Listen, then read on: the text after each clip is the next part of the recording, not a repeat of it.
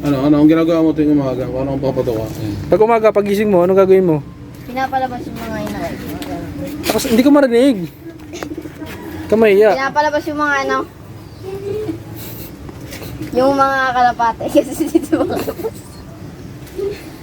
Walang pakpak. Hindi ako na papaliwanag. Ano yan guys, no? Pag umaga, nilalabas lahat ng mga ibon para kung ruronda man sila, makaronda na sila. Kasi gano'n ako mag-alaga. Tuwing umaga, yung mga yung mga batcher man o hindi, basta pinapagala ako na kagad yan, pinapalabas ko. Para pagdating ng mga alas 8 o alas 7, doon ko pala sila tatawagin para kumain. Maganda yung gano'n.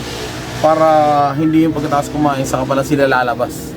Parang gano'n. Baka kasi magdampot-dampot pa kung saan-saan ng mga kasi mga ibon, ano yan eh, tumutuka yan. Lalo lang kung silaw eh.